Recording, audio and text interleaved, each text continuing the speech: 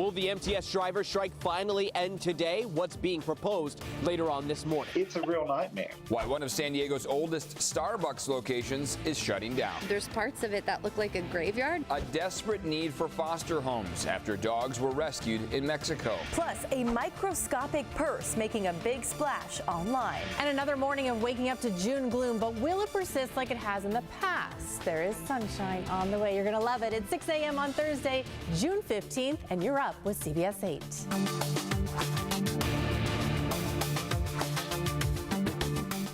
We are following several breaking news stories here at 6 a.m. We begin in Escondido, where we've just learned a person has died in a house fire. This has been burning for over 3 hours now. The fire started just before 2:30 this morning in the 2400 block of Alexander Drive. That's just west of the 15, about a mile northwest of the North County Mall. The Sheriff's Department told us 2 people were hurt in this. Sadly, one of them later died. Dark plumes of smoke can be seen on southbound Interstate 15 near the Center City Parkway exit, and we are being told traffic is backed up in the area, likely from so many people wondering what's going on with all that smoke. Well, it's because of this house fire in Escondido. Still not clear what led to this. We're trying to get more information on it. We can tell you our newsroom has just learned that the bomb arson detectives are out on the scene here investigating this. But you can see those flames erupting from this house really close to those power lines. They're trying to get those flames out, and we have been seeing them try to battle this for the last hour or so. So yeah, lots of flames in this area, huge plumes of smoke. The firefighters working desperately to get this fire tapped down right now. We'll keep you posted. And we do continue with even more breaking news right now. Sheriff's deputies, they're looking for the driver who hit a motorcyclist in San Marcos. It happened just after 5 this morning near the intersection of San Marcos Boulevard and Grand Avenue. We're told the motorcyclist was conscious and taken to the hospital, but it's not clear how serious his injuries are. Sheriff's deputies say the driver in a gray pickup truck drove off. So if you have any information, call the Sheriff's Department. And also right now, police are looking for a woman accused of stabbing somebody in Mission Beach. This happened on the boardwalk just before 9 p.m. last night, where a group was gathered for someone's celebration of life. Police say the 19-year-old suspect stabbed a man and a woman during an argument. The victims are also 19. They're expected to be okay. No arrests have been made. Call police if you have any information.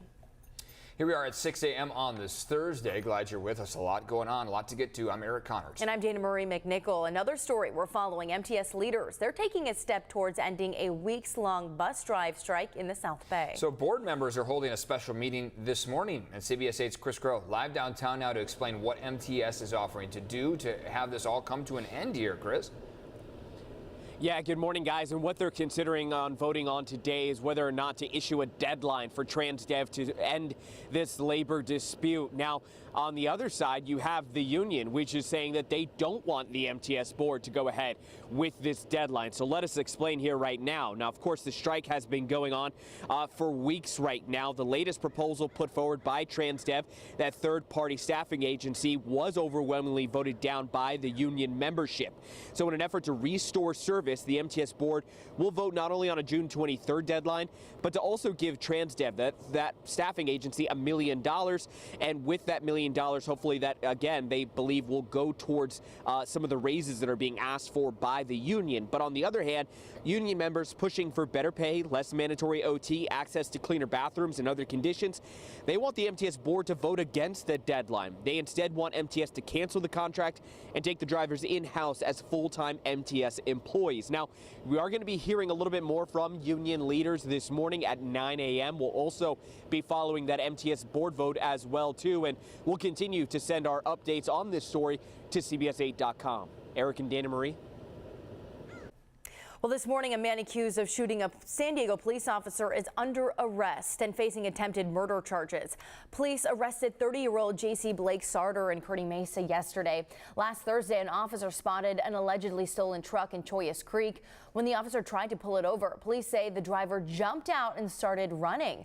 Police tell us the man turned and fired on the officer, hitting him in the right arm before managing to escape up until now. If you're willing to assault a police officer and shoot a police officer, I'm coming after you. Police say Sartor had a ghost gun when he was arrested, although it's unclear if it's the same weapon he used in the shooting. We've also learned Sartor has an extensive criminal past, including resisting law enforcement. Also has an outstanding warrant for violating probation. He will be arraigned tomorrow. As for the officer who was shot, he's been treated and released from the hospital. This morning we're learning more about the city of San Diego's new unsafe camping ordinance. It's starting July 30th that encampments will no longer be allowed in many parts of the city if shelter beds are available, and then at all times near schools, parks, and homeless shelters. Mayor Todd Gloria says people will be given 3 chances to accept shelter or they will be arrested. Right now the mayor is working on opening 2 new safe sleeping sites. The first will open at 20th and B Streets on July 1st. The Starbucks in Hillcrest, located on 5th Avenue in Robinson, has been open for nearly 3 decades, but it is now set to close at the end of the month. CBS 8's Rocio de la Fe explains what's driving this closure.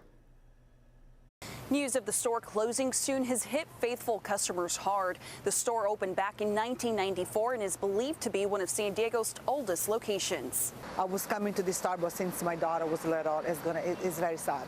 Bianca Perrino has lived in San Diego for over 20 years and says she visits a Starbucks location in Hillcrest regularly. The Starbucks over here is phenomenal. This is my stop. Every time I stop by or go to other places, this is where I go. Soon, she and others will have to find another Starbucks location for their coffee breaks. The spokesperson for the company said the location will close at the end of June. And when I heard the news that they were closing down, I'm like, no, this is not possible. This is not happening. It's a great location. Executive Director of the Hillcrest Business Association, Ben Nichols, says a big reason for the store's closure is a homelessness crisis. This is a real tragedy because that Starbucks has been there for a long time, probably one of the oldest Starbucks in the city. And the tragedy is that they're not closing because they're not making money. They're closing because of the street environment around them. A source within the company we spoke to told us decisions to modify store operations can be made at the local level by company leaders, but store closures are decided by the corporate team. While they won't say directly that the local homeless population is to blame, the safety and well-being of customers and employees are their #1 priority.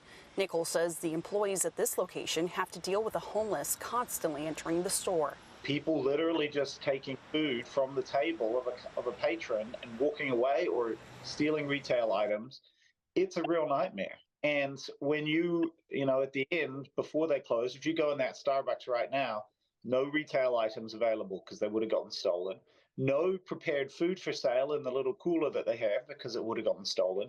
Chairs are gone. Everything is it's like they're on lockdown. Supervisor Jim Desmond says the closure is a direct result of deteriorating conditions caused by the ongoing homelessness crisis and the failure of current policies to address root causes.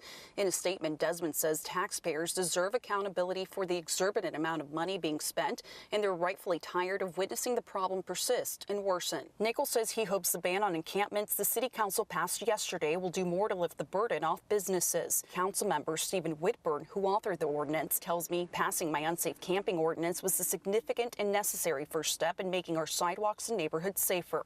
The store is set to close on June 29th. Rocio de la Fe, CBS 8. And check out this little bundle of joy. I finally got to meet my co-anchor Netta Rodpor's new baby, Ramin. Netta and I got to catch up. She's doing great, and so is her wiggly new son. He's about 9 pounds now. By the way, Netta dressed him in the onesie I got him. I shizzled in my dizzle for Rizzle. That was see it there? While I was holding him, pretty sure that shizzling and the dizzling was happening for Rizzle. Seriously, Ramin is so cute. It was great to see Netta, catch up with her, get updates on her new family of 4.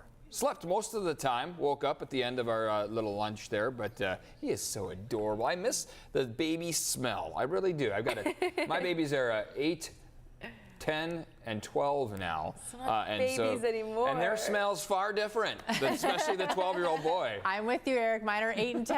I get it. But that new baby smell, you remember what I'm talking about, Carrie? My husband and I just became an auntie and uncle. So yeah, we got to visit our nephew just this past weekend, and same thing. I was like smelling his head and like wanting to eat his little cheeks, and my kids were like, "This is weird." I'm like, "No, I did. This is what you do as a mom." Exactly. So it was so nice to see the baby.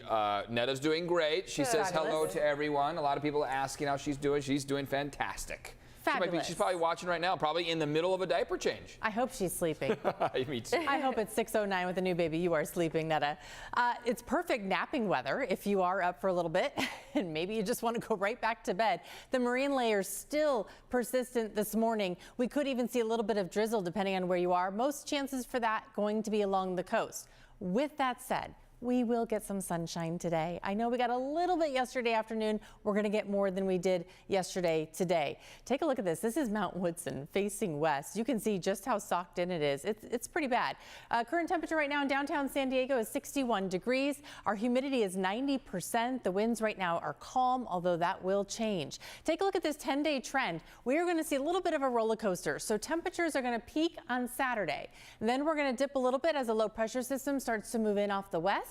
And then Wednesday, another high pressure system is going to form over northern Mexico, and that's going to heat us up just a little bit as we get into the end of next week. So we will see more sunshine in the afternoon, but that marine layer is still going to roll in at night and still be persistent in the morning hours. For your highs today, a fairly comfortable day. Along the coast, we're mostly in the mid to upper 60s. Downtown San Diego topping out at 71 today. Same in Mira Mesa, National City, El Cajon, good morning, 75 degrees to you. If we take a trip up to the north, Fallbrook, Vista, San Marcos, all in the low 70s. You can see pretty much anywhere north of Del Mar. We're in the upper 60s for our beach communities. Rancho Bernardo, good morning, 73 to you. And out in the mountains, we're roughly in the upper 60s. Ramona, 75 today. Mount Laguna, 71, and Borrego Springs topping out at 95. So, like I said, things will heat up as we get through Saturday. We are expecting a chance of some thunderstorms out in the mountains, mostly San Bernardino area, but that could happen tomorrow afternoon. And some gusty winds also, which we will get to in our next weather forecast. All right, time for traffic. Here's a look at the border wait times for the CBP website. It's 30 minutes for the general line at the San Ysidro Port of Entry and 20 minutes for the general line at the Otay Mesa Port of Entry.